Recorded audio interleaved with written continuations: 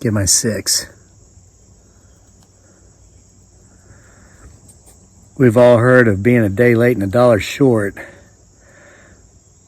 Well, I'm here on the right day, but I'm about 10 seconds late in pushing record because there was a very loud tree knock right up here behind me.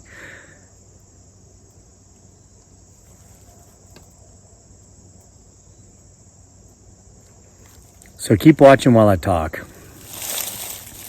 Pay attention to what I say, but remember to get my 6. All right, so this is not my first attempt at this video today. I started making a video over buyer bees, which are still on the decline. They're almost all dead now. And I saw something very alarming. I recorded it and I had to stop.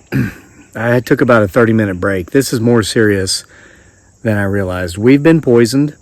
It was intentional. And the effect has gone further than our bees, the butterflies, the pollinators.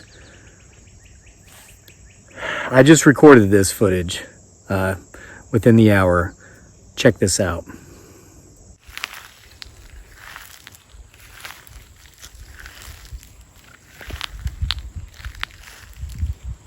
You okay, buddy? Looks like it's got a couple abscesses on its left side and maybe some ticks on its ears.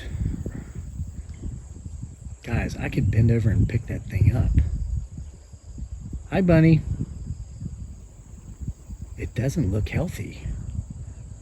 This is not normal to be able to walk up this close to a wild rabbit and it just sit there. Guys, I literally am so close to this thing. Look, there's my foot. It's like right there and it's not even running. That is a wild rabbit. I think this man's poison has extended past the pollinators, past the bees and the butterflies. Look at that animal's side. It's got, looks like tumors or lumps.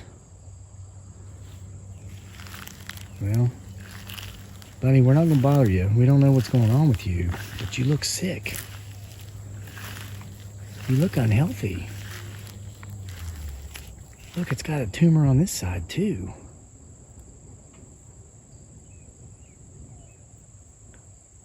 And there's our bees. About 10% of them are left. And over there's the field that was sprayed. And right on the other side of these trees is a field that was sprayed. Go figure. So there you have a rabbit with tumors all over it, so miscombobulated in its head, in its mind, that it didn't even know that it's supposed to run from me. I'm at the top of the food chain. Just sat there, probably because it's sick. And as you can see, our bees are right there behind it. So here's what I've done. I have canceled our family vacation. We were going to go to Jamestown. I mentioned that in the video yesterday, that we're going to be gone for a few days. School starts in 3 weeks, and we were going to go spend 2 nights and 3 days at Jamestown because my wife and my son have never been there, and I wanted to show them that historic part of not just Virginia, but America, the first colony. But I'm staying here until we get to the bottom of this poisoning, this intentional poisoning. So my first phone call today went out to the people from whom I bought the bees, our nuke this spring. And unfortunately, they're closed temporarily due to extreme storm damage, is what their voicemail said. I was like, storm damage? What? And they're located in Scottsville, Virginia, which is in the southernmost portion of Albemarle County. So I Googled it. I found out last Wednesday they had one heck of a storm, 11 p.m. at night. We haven't had rain in 3 weeks. Very little. It's rained twice, very little. Not even enough to really water the grass. But I guess at about 11 p.m. last Wednesday night in Scottsville, Virginia, the sky opened and it was hailing, tennis ball sized hail. And they had 75-mile-an-hour winds. And it knocked over trees, uprooted them, broke them in half that are 3 to 4 feet in diameter. They actually had to have the snow plows out. Get this. at the end of July, they had snow plows out to clear the streets because of the debris and the tennis ball sized hail. So I thought, well, that's terrible. But obviously I'm not going to get the answers I want. I was going to just talk to the beekeepers before I called the state or the county, the state, agricultural departments and stuff, because I don't want to look like an alarmist. I don't want to look like, I don't like this guy, the hay collector. But I don't consider him an enemy because I think too much of myself to have an enemy.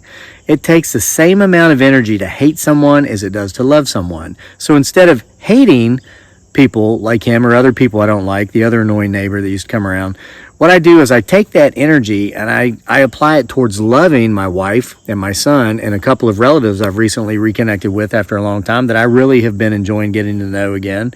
And I give those people my love. I'm not going to waste my energy, my effort, my emotion giving you any hate. But since the people I got the bees from weren't there, I thought, well, I need to call someone else. So I started doing Google searches and I found a local beekeeping group here in the county, found one in the state, made those calls, and I was told to call back after 5. So I did here just a couple of hours ago. But it just still didn't sit well with me all day that I wasn't talking to anybody. So I said, you know what? I have every reason to believe that this guy poisoned our bees. He's poisoning the environment. He's poisoning the land. You saw the rabbit. You saw those tumors on that rabbit that was maybe 6 weeks old, 8 weeks old. And we see those wild eastern cottontails around here all the time. I've never seen one that looks sick like that until now.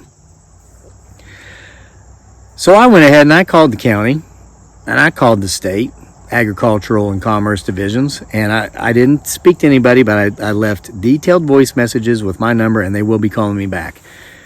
But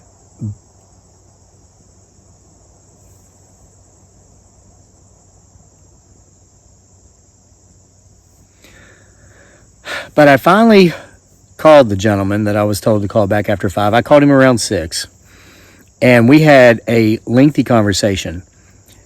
I'm not going to tell you his name or what he does with these groups, but I will tell you that he's about 70 years old, and his parents kept bees when he was a child. So you're looking at a man who has almost a century's worth of experience with honeybees, okay? He's an officer in the county group and the state group for honeybees. I'm not going to say what officer, but he's an officer. So I gave him the story. We bought our first honeybee nuke this spring. We installed it. There were 6,000 to 8,000 bees in that nuke. The colony has grown very well. They're very healthy. I talk to them every day. They've probably built up to about 20,000 bees in their colony. They were growing so well that I had to take a second bee box to put on top of the first one because they colonize up. And then I mentioned about how the hay collector sprayed the fields with something that I assumed was fertilizer 1 week ago today as of this recording. And then within 48 hours, I started noticing these hordes of dead bees in front of the box. Showed you the dead bees in the video yesterday.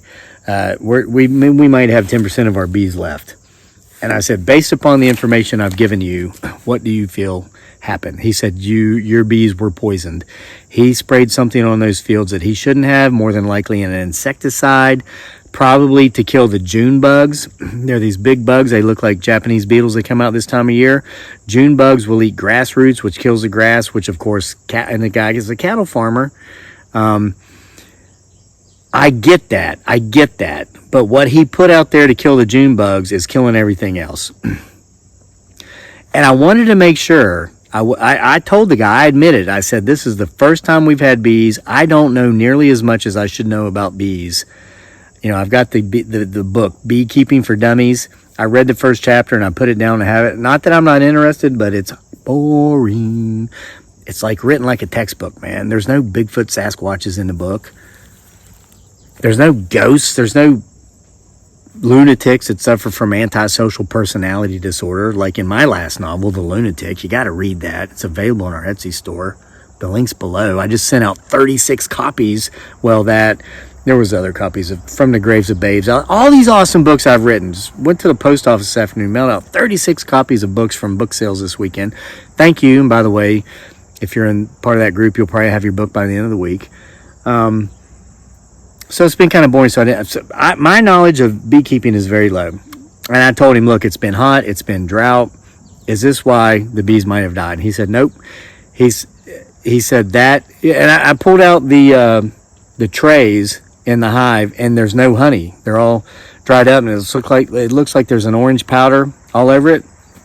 And he said a lot of times when it's dry and droutish like this, the bees will eat the honey, and then they can't make any more because it's too dry. There's no pollen, and they die. He says, but that doesn't generally happen till fall. He says this is too early in the year. And I said, have you heard of any local viruses or any sort of diseases that are affecting honey? This guy lives within 15 minutes of me. He's on my end of the county.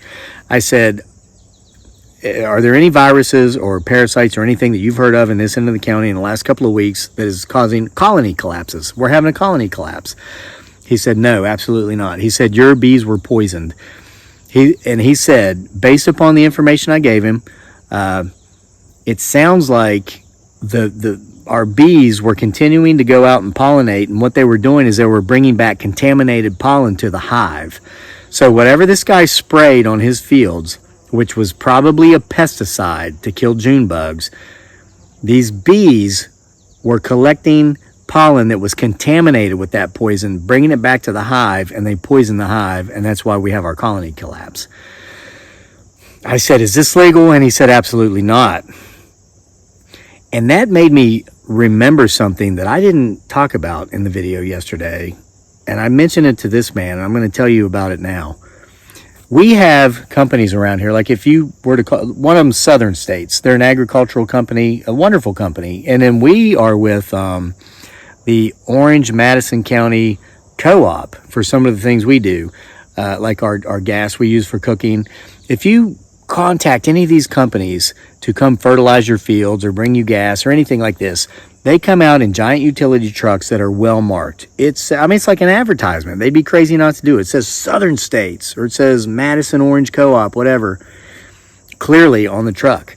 Well, the truck that was being used to spray this poison in these fields was completely unmarked. Just had a plain white cab, plain silver tank on the back, no markings, nothing incorporated, nothing company, nothing.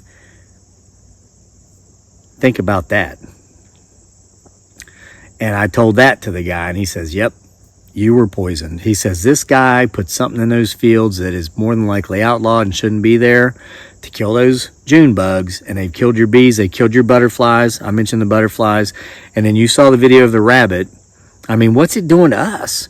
And again, this hay collector, he doesn't live over there. He lives several miles down the road. So he could spray these poisons to kill those June bugs, to save that grass so his cows get fatter and he makes a few extra bucks there when he goes to sell. It's not going to hurt him. It's poisoning everybody right around here, but he's okay. Until that crap runs into the watershed and it poisons all of us. And it goes into the Chesapeake Bay. And guess what? We happen to be personal friends with the president of the Preservation of the Chesapeake Bay Foundation. Yeah, that's a true story. Okay? Some of you who are local, you know who she is. It's a woman, wonderful woman. I think I'm going to be giving her a call. So anyway, this guy gave me the name and the phone number of the Albemarle County, Virginia bee inspector and said, you need to call him and tell him everything you told me. And I said, what do you think he'll do about it? And he said, I've been friends with this man for a long time. He will come to your house. He will take your bees. He will do a toxicology on those bees. He will find out exactly what happened to those bees. And justice will be served. It will be done. I was like, well, what are we looking at here? He goes, number one, a fine so hefty, it'll get the guy's attention. Okay, and he's got money. He's got money. He's ripped off. He's sued former employers. He scams the Social Security disability system by claiming to have an injury he doesn't. He's stolen property from his relatives by convincing aged, distant relatives to make him the power of attorney so he can sign himself over as beneficiary. He's stolen money from anybody. So, okay, they might fine him $10,000 or $20,000. That's pocket change to him. Okay, he told me He'll be forced to pay us restitution, which will be minimal. The nuke cost us like $250. But he said the best part is that the government inspectors will be up his ass for the rest of his life. As in, they're going to come out here every 30 freaking days to make sure this POS isn't spreading poison, putting it around, giving these rabbits tumors, killing the bees and the butterflies, and letting that crap drip into the watershed to poison us all until the day this man dies. They will be out here making sure he's not doing this crap. And the guy told me this is the biggest favor that any of us could have done for us by me making this call. So I made that call, and I got the man's voicemail, and I left him my name, my number, told him what was going on, told him his friend from this beekeeping group recommended me. I am looking forward to hearing back from this man. I'm looking forward to this man coming out here. I've still got that freezer bag full of dead bees. I'm going to give this man to do his toxicology. Listen,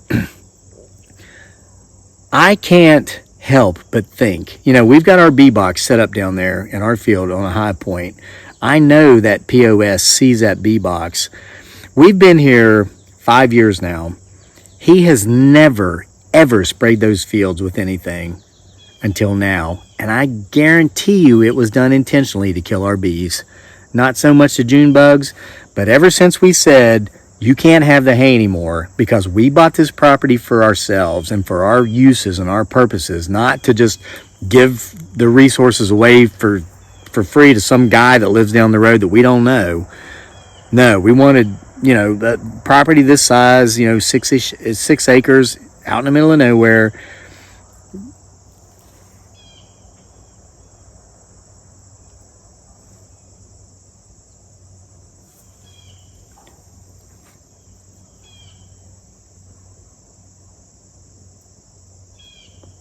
Tree knock and what sounds like voices. I'm convinced these guys are impasse, and I was getting riled up. I didn't mean to. But I'm telling you, a lot of folks have been commenting in the comment section, go get him, don't let this go. We're not going to let this go. The man's a bully. He pushes everybody around. He's not going to push me around. Proved it to him once, we're going to prove it to him this time. He's not going to push around the bees. He's not going to push around the butterflies. He's not going to push around the rabbits he's giving tumors to. He's not going to push around everybody that drinks from the Chesapeake Bay watershed.